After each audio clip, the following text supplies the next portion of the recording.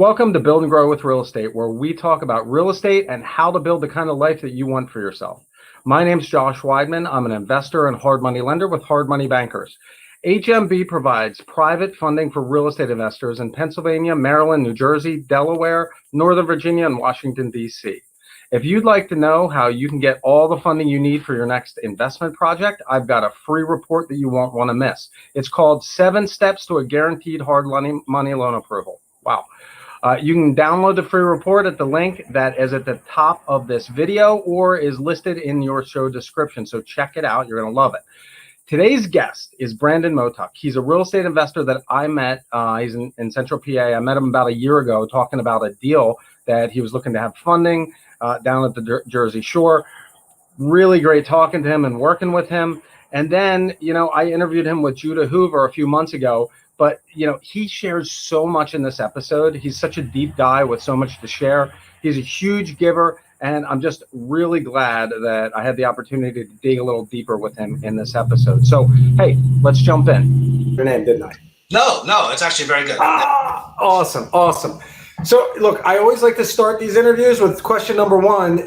Give me your personal highlight reel. Like, tell me a little bit about yourself, what you're doing now, where you started, some pivotal moments along the way. All right. Well, first of all, Josh, I really appreciate you having me back again. It was a great experience the first time, and I'm hoping to get even deeper this time. So I'm really excited about this one. So we were just talking a little bit here just before the show started that sort of how people's lives start, and a lot of us fall into two different categories. Either we didn't have a whole lot growing up, or we had a lot. I fell into the former.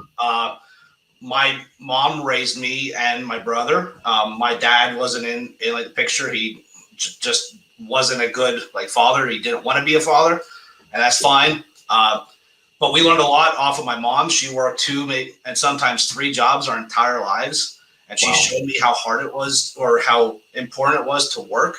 We grew up sort of lower middle class, I'd call it. Lived in a row home up in Schuylkill County, that I ended up actually buying later in life, which was crazy. I bought it as a rental, and it wasn't easy. We never had Christmases where we didn't have any presents, but there was times when we didn't have a lot. We never wanted for food or any of that kind of stuff. So we weren't poverty, but we sure as hell didn't have a lot of advantages. But what we did have was a good role model in my mother, that she worked her ass off, and there was no stopping for her. And because she was working, my brother and I had to do a lot of stuff ourselves. So we had to learn how to do laundry, and we had to learn how to make food for ourselves. And to this day, I am thankful for it. It's crazy. Everybody sees that stuff as it's horrible, but it kind of made me the person I am, right? Yeah. When you have to do stuff at a younger age, and so from a very young age, I was always sort of the mindset that if you don't like your life, you change it. So I remember I started watching This Old House when I was 12 years old, and I would binge watch that. And as I look back, it was a very strange show to watch for a 12-year-old, but I'm with you. I love This Old House. It's a great show. Yeah, it's awesome. Unlimited budgets, dream houses. How much better can it get, right? Exactly. And I started watching that at 12, and I learned a lot about building. I learned a lot about how to remodel and all that kind of stuff. And I remodeled my first bathroom at 14 because I didn't like how our bathroom looked in our house. So I didn't want friends coming over and seeing a bathroom that wasn't very nice. So I said, you know what? I'm going to change it. That's awesome. I had a neighbor of ours drive me to Lowe's. I made a list of everything I needed. I loaded up his truck, and I redid a bathroom over the next couple of weeks. And so I cherish my childhood. It was an easy one, but I cherished it. It made me work hard.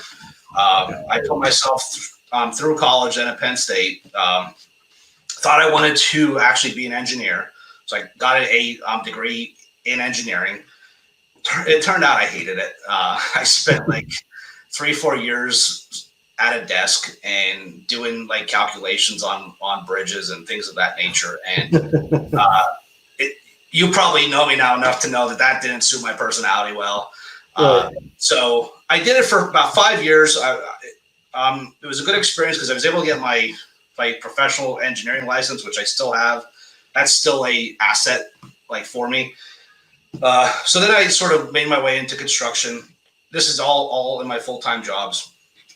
And like along the way, I started buying like rental properties. I bought my first one at 21 years old. The market like back then was beginning to get a little bit hot. It was 2001. I bought my first property with I believe it was a 90% loan from a bank. And I took 10% off of a credit card as well as like the closing costs. And I bought a 2-unit. It was cash flowing well. I'm like, oh, this is great. This is going to change my life.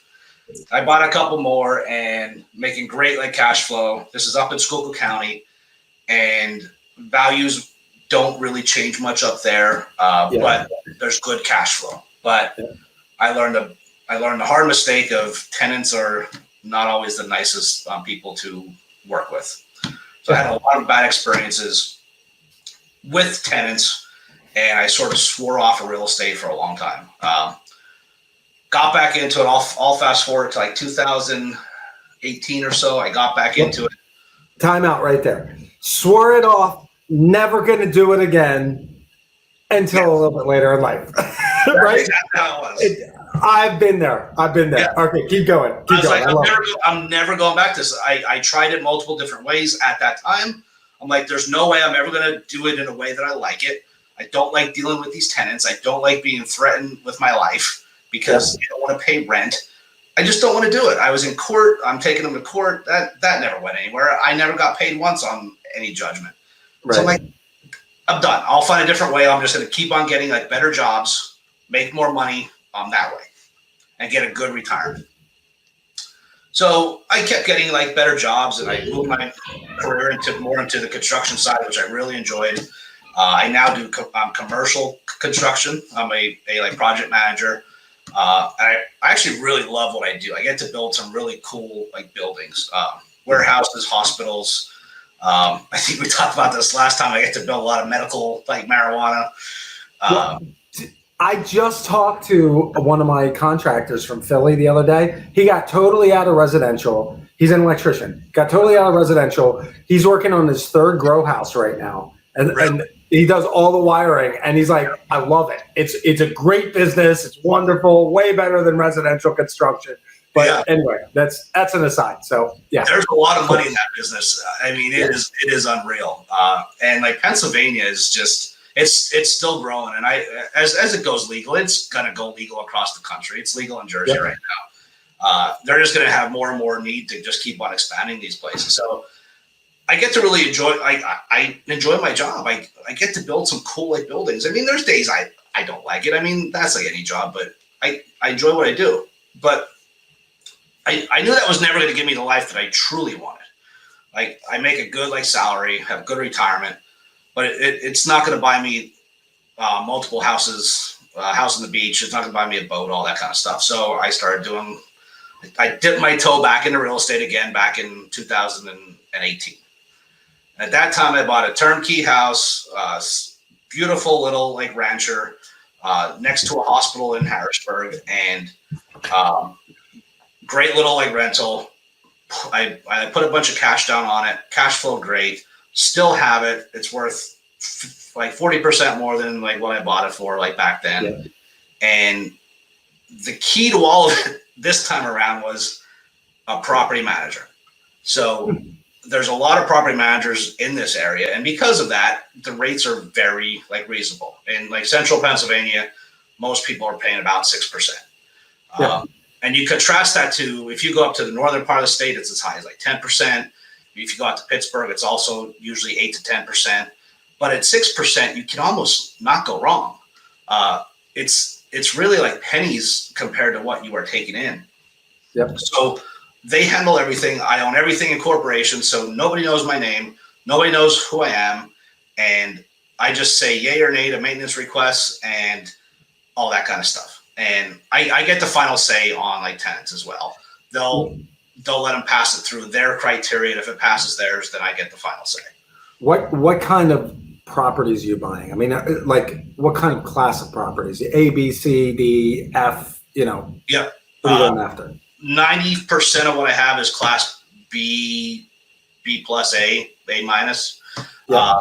That's really the space I love. I have a couple small like multi-units that are class C, which sort of like round things out a little bit, but I really love the class A, class B stuff. Totally different tenant. Yeah, right. Totally different tenant. Yeah. Yeah, totally different like tenant. I provide a better product. I think I do some higher end like finishes. I do granite when I can, some nicer countertops. Knock on wood, nobody's missed a payment over the last 18 months. That's great. Not one of my tenants. And I sold off a couple this year just because the market was so hot. And that's what I like too about like the single homes is if you want to sell a couple here or there and put some cash in your pocket, you can. They trade really easily. They trade almost like cash. It's crazy. Right. Yeah. Yeah. Even the small, especially now. Especially now. Yes. Yeah. It's just a no-brainer. Right. I have one that I bought for 50 grand a year. It was about a year and a half ago. I put like 50 into it, and I have tenants in there. They've been renting for like $1,600 a month, and they decided they're moving out end of August. And I'm happy like for them, but I'm also happy that I get to sell that house because I have a lot of equity in it. So it's not the best rental anymore because I almost have too much equity in it. So I was doing the rental thing for a while, and now we do flips. We do a lot of bird deals. And earlier this year, in the middle of COVID, we started a business to wholesale houses, and that's really what I'm my passion about now. That's awesome. That's awesome. Yeah. Well, okay, so this kind of piggybacks on it. And I always hate this question, but I love it at the same time because it makes you really think about it. Yeah. What was the most pivotal or most important thing that you've learned throughout your life? And it can be business related, but it cannot, it can be totally anything. But what was that thing that was like the turning point for you? And can you kind of compare and contrast what life was like before and after? Okay. Yeah. So I talked about this earlier, but I knew from a very young age that life wasn't going to hand me anything. Yep. So if I wanted something to change, I had to take action. Yep. And I knew that from a young age. It took me probably 20 more years or maybe even 30 years to really understand what that meant. No, I'm making myself a lot older than I thought. I'm going to say 20 years it kind of took me to really realize that. And I'd say a couple of years ago is when it started to really hit me that if you don't like where you're at in life, if you don't like your friends, if you don't like your relationships, if you don't like your income, if you don't like where you get to vacation each year, change it. And I'm gonna come across really heartless, but I don't have a whole lot of empathy for people who say, "Oh, I hate my life," and then they go back to the couch. Well, I got you. Okay, so you're telling me it took you 20 years to get that through your head, right? And I've got a little thicker skull than you. It took me 25, 30, right? And we're probably close to the same age. Yeah. So I know the feeling, but it's hard changing. That's the whole thing that people don't realize. It's really hard. But did you ever hear the? I'm going down the rabbit hole. I was gonna say definition of work, right? And I'm talking about in a engineering aspect, right? It's like moving a weight from here to there. And it doesn't matter if you're using a machine or you're using your own muscles. Yep. It's the same amount of work. It doesn't matter if you do it incrementally, little by little by little, or you do it all at one time. Yep. The difference between taking the pain and changing your life, or taking the pain for the next 30 years or 40 years until you're dead, it might be the same pain, but you get that 30 or 40 years of return out of it. That's so true. That is so true. You got to pull the scab. And here's the reality of it. It's the concept is not difficult. It's just, if you want to change, make a change. That's it. That's the question and the answer at the same time. The problem is people struggle with, all right, well, how do I do that? I don't like my friends. How do I change that? I have friends that have no goals. I want to be around like people that have like better goals. I'll say to anybody, find someone who is doing better than you and ask them, hey, how do I level up in life? How do I find some better friends? How do I have a better like relationship with my wife or spouse or like whoever? Hell, somebody can call me and I'll talk you through ideas of how you could vacation in a nicer place each year. There's people around you. We all know people that can help you solve problems, and that's all this is solving problems. But unless you have major disabilities or major problems in life, I'm not feeling a whole lot bad for people that say I want to change and then don't really take that action. And I know that makes me sound bad, but I came from a hard childhood, and I made it. I just kept wanting to like level up all the time, man. And I still feel that way. Every day I want to be learning more, meeting different like people. I found just in the past year, as I meet different people and then I meet people that they know, I've been turned on to business opportunities and things and ways to generate more income that I never even knew existed. Because I was never in that circle, but it took me 10 years to level up into being into different like circles, like where they talk about that stuff. It's actually really interesting. Yeah. Yeah. That's a big deal. I mean, and the whole leveling up thing, you'd be amazed. People that want to change and they don't know who to talk to somebody and be honest. Be like, listen, I don't like where I'm at. And I look at you and I say, you know, there's some things about you that I really am attracted to. You know how much of a compliment that is? Yes. Like, what are you going to say? Oh, you're a jerk. Get out of here. Leave me alone. No, it's like, come on in. Yeah. Tell me how great I am. Now let me show you how you can do it too. Like people love that stuff. They love it. Yeah. And that vulnerability goes a long way with somebody trusting you immediately and like opening up to you too. Yeah. And if you ask them that question, it'll be hard to get them to stop talking. That's right. The person is. That's exactly right. So, all right, what makes you feel inspired, and what makes you feel like you're living your best life? All right, so it's bar none. It's my son. Everything I do is for him. You know, he has like special needs. He is on the spectrum, and he can't tell me things in more than 2 or 3 words. But he shows me love in like different ways. He's not afraid to hug me. He's not afraid to kiss me. And everything I do for him is so I guess I'll go back a step. I don't believe that money buys you happiness. I'm on that train. I do believe though it makes your life a hell of a lot easier. That's the train I'm on. So if my son has other challenges he's going to have in life, I don't want one of his challenges to ever be, how am I going to pay for this like specialized school that I have to go to, or this specialized therapy, or like whatever he may need in the future. So all this stuff I do on top of my like 50 or 60 hour a week job with real estate is because of him. I have a like corporation that is named after him, and these buildings in 20 years or in 18 years, these houses and these buildings are going to be his. And what he decides to like do with them is his choice. He could either sell them all and have a windfall of cash, or he could refi them all, have a windfall of cash, and keep on renting them for the next 20 years.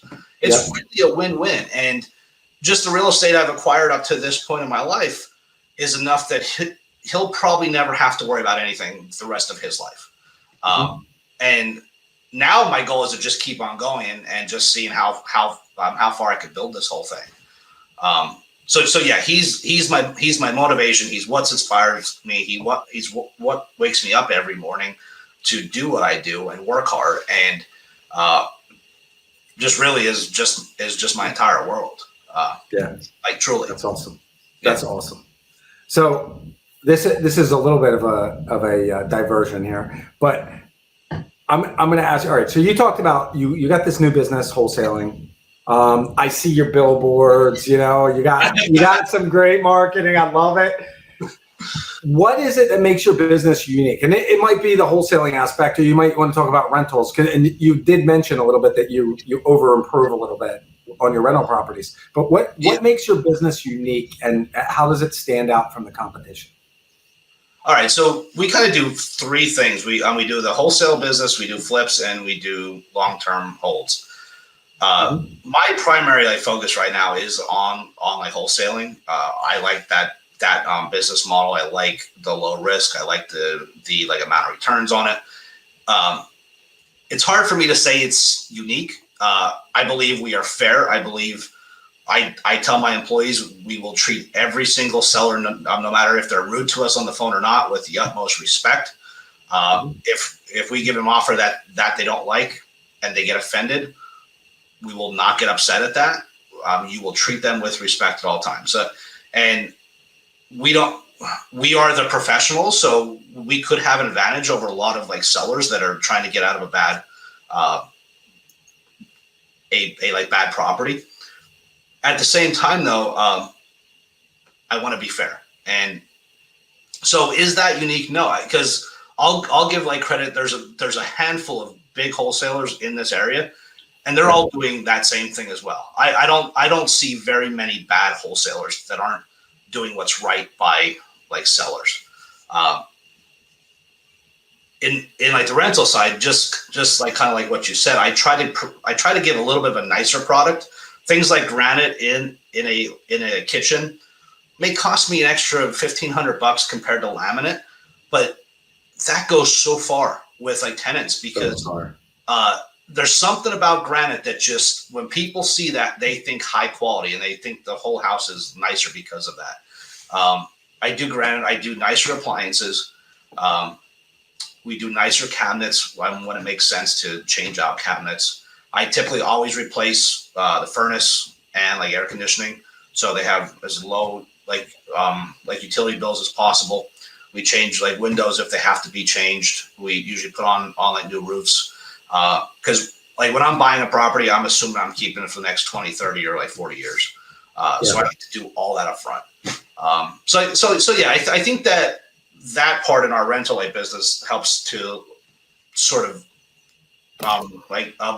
define us a little bit more. And because of it, I have very little turnover. I turnover in a Class C apartment last week, and we had over 40 applications.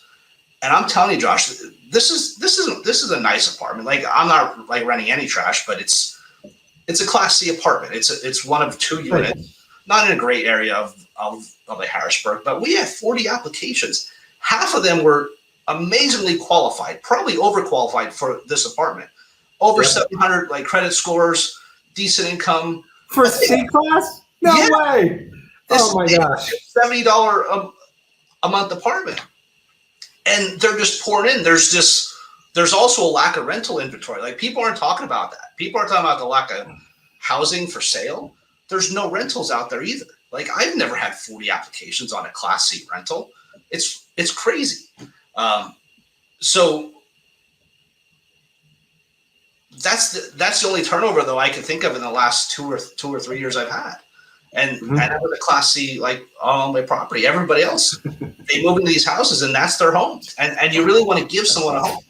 And I probably spend more than other people spend up front, but if I don't have to do a turnover every year or every 2 years, oh my gosh, quick. Really quick. I mean, you're talking thousands of dollars every couple of years. That's a lot. Exactly. Right. That's awesome. So who's your ideal customer? So my ideal customer for my wholesale business is obviously other investors, people that want to flip, people that want to buy and hold. I would really like to find and help some folks that want to do their first deal. So I really like them to get on my list, find a deal. I think Josh, I think we talked about partnering up one time. Yeah. I probably dropped the ball on that. Yeah, but that's something that we can do. If somebody wants to do their first deal and they see a property come out on my mailing list, send me a note. We could talk about it. I'll put them in touch with you. We can help get it funded. I could help them find them contractors. it'd be nice to help a few people get their first deal going. That's right. That's right. I mean, I work with new investors all the time, and what I find it's pretty interesting. People that are successful in life often are successful in real estate, and there are people that have challenges in other parts of their life, and they're also successful in real estate. But I find that new investors that they got a good job. They pay their bills on time. They do all these things, and then they're like, yeah, no, I might get involved in real estate. And all of a sudden they're like this rock star investor. I mean, you remind me a lot of that person, right? Like, you jumped in with both feet and like you had some success, even when the tenants were driving you crazy, Yeah. So that's awesome. That's awesome. All right. So you just gave me a compliment. I really appreciate it. Anytime somebody's going to recommend me, I get a little red in the face, but I appreciate it. What's the best compliment you've ever gotten from anybody? So I don't know if you call it a like compliment, but again, I'm going to go back to the like wholesale like business. It's only about 6 months old now, or 5 months old. And about 6 weeks into it, I had a like family that had inherited a house. It was a husband and wife. They were probably 50s. It was the wife's parents' house. The wife's mother died about a year earlier. And then the wife's father died about 6 months prior to like when I bought the house. So they both passed away. Well, the father passed away during COVID, and the mother like passed away just prior. And unfortunately, the parents were hoarders, and these folks were cleaning out their house for weeks and weeks and weeks, and just seeming not to make a dent in it. And then we just happened to call them like one day at the right time when they're like lugging stuff out to a dumpster, and he answered the phone, and we started talking, and we were able to work a deal almost right there on the spot where I gave him a cash offer. I said, look, you guys can wash your hands, go back home and leave it as is. You just need to hand me the keys and you're done. And I got a lot of, well, this just seems way too easy. It just can't be this easy. And I said, trust me, that's what's going to happen here. So we were able to give them a fair cash offer. It was actually more than they thought they would get. We found a buyer then that had flipped the house, and we were able to close in under 2 weeks, I think. And I still remember going to the closing, and on like the seller side of the closing, it usually goes very quickly. There's not much they can sell. But they haven't been to a closing probably in 60 years. So they went to this closing and they signed a couple things, and they're like, okay, now what? And the lawyer handed them a check, and like the woman just started crying, like uncontrollably. I said, what's wrong? And she's like, this has been a weight on our shoulders for the past year. We never thought we were getting out of this. And you told me it was going to be fast, but I didn't realize how quick this was actually going to happen. And she started crying. And that's a deal I would have done for free. Like just for seeing her face and how happy that like she was. So to be able to see that and make money at the same time, it's amazing. It's like pretty damn amazing. Yeah. It's incredible how many people are in that similar situation. I mean, I had a deal. I mean, this is probably 15 years ago, but it was the same type of situation where a woman like was in an abusive relationship, relocated to the middle of the country. She comes back to take care of her parents. She can't work because she's taking care of her parents. Father takes out a mortgage before he dies, and nobody knows about it. No idea where the money goes. And like, then the mother dies, and she's left with this house, and now it's in foreclosure. Like she didn't sleep. It's the same thing. Like couldn't get sleep, and then you solve the problem, and it's like, oh my goodness. Thank you so much. It's incredible. You can really change people's lives. Yeah, it's amazing. It's awesome. That's awesome. All right, so this goes piggyback. We're talking about all these people dying. So at your funeral, what do you hope people say about you? What kind of legacy do you want to leave behind? So this year, one of the things I've gotten very intentional about is giving back. I have a lot of goals of things I want to do for charity, certain numbers I want to hit as far as being able to help out different like organizations, like dollar wise. And I want to continue that. I've always done, let's call it small acts of kindness. I want to start doing those large acts of kindness that actually are a little bit like painful. Like when you're writing a check that you're like, oh man, this is a big one. But but every time I've done it, like it always feels great, and it comes back to you like tenfold. So I really want my legacy as I build businesses and they do like better. I want to be able to give back just as much. And at the end of my life, I don't want like people to say, oh, he was good at making a lot of money. I want them to say he was good at giving away a lot of money, and helping like people. I'm not always great with giving my time because I don't have a lot of it. Because I just have so much like going on with work, a couple businesses, a like son that needs a lot of attention. So I'm honest with myself about that. I don't have a lot of time to give. So a lot of times it's easier to help out like monetarily wise. And some people say, oh, that's easy to write a check. Well, okay. And like, what do you do? It's not. Yeah. So what you write the check, like it's, I know, it's, I love the biblical analogy of like, there's different parts of the body, right? And you have the whole body of Christ, and you've got, somebody's got the hand, somebody's the lungs and the arms and like all this stuff. As Americans, like you see all these Americans going on mission trips, like overseas, if you can make way more money here and send all that money overseas, and instead of one person flying across, to some third world country, you can have a whole army of missionaries. Like if that's what you want to do, but like that, that's a different example. But like regardless of what you want to do, like you gotta use your strength, and obviously your strength is like building organizations and running your business and like taking care of your family. That's awesome. Like it's really great that you can do that. I love that. Well, thanks, man. Great. Yeah. All right. So what didn't I ask you? What didn't I know enough to ask you? Oh man, this is a hard question.